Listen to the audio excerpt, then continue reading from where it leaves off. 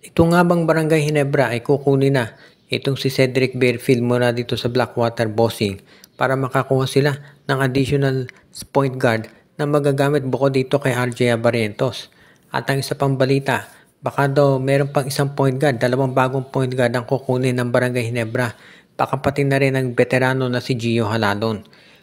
Yung pagkuha dito kay Barefield, alam na natin kung ba't yan kinakailangan ng Barangay Hinebra dahil gusto nila ng isang stabilizer doon sa court. Ngayon, yung pagkuha kay Halalon, pwede rin na gusto nila ng isa pang backup point guard.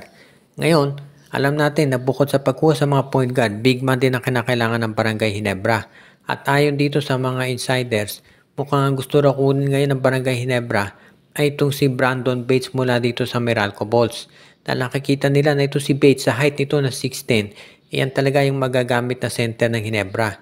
Pero sa tingin ko mukhang mas likely na si James Laput ang makuha ng Hinebra dahil yan 6'10 talaga, bagay yan dito sa kanilang roster.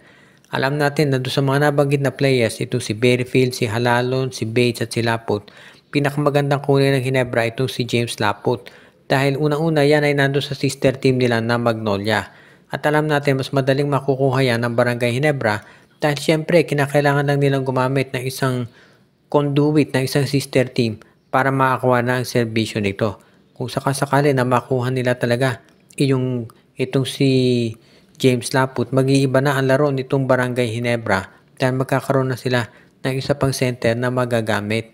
Kaya sa tingin ko magiging mas maganda ang lagay nito para dito sa Barangay Hinebra kung makuha nila. Ang isang pwedeng maging senaryo dyan ay ititrade ng Barangay Hinebra itong si Jeremiah Gray dito sa Terra Firma o Northport o kung sino mang third team ang gagamitin ng Magnolia at Hinebra. So for example, kung Northport ang gagamitin ng Barangay Hinebra, itetrade nila itong si Jeremiah Gray dito sa Northport, itong si James Laput naman mapupunta sa Hinebra, at itong si, for example, Joshua Monson o Cade Flores naman dito sa Magnolia. So parang ganyan ang magiging sitwasyon ngayon.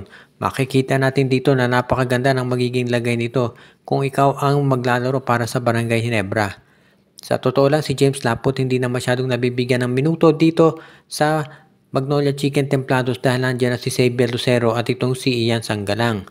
Pero sa tingin ko sa Hinebra mabibigyan siya ng minuto dyan dahil kitang-kita natin na kulang talaga sa center itong lineup ni Coach Tim Cone.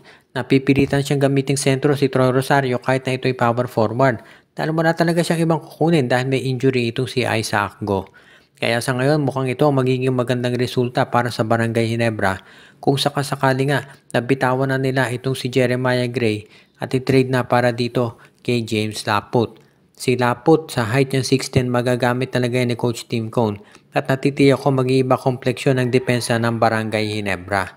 Ngayon, bukod dito sa pagkuha kay James Laput, kinakailangan na rin sigurong i-release ng Barangay Hinebra yung mga veterano na hindi naman nila masyadong nagagamit.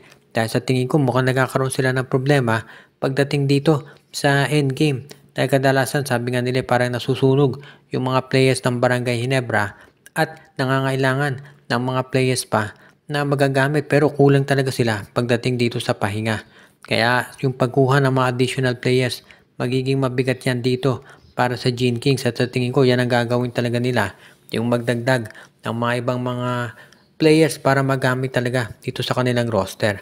Kung sakasakali na ito sila Pesumal, si Pinto, si David at si Ku ay trade ng Hinebra, sigurado meron sila makukuha na isa o dalawang mga top rated stars na magdadagdag ng additional depth dito sa bench ng Hinebra.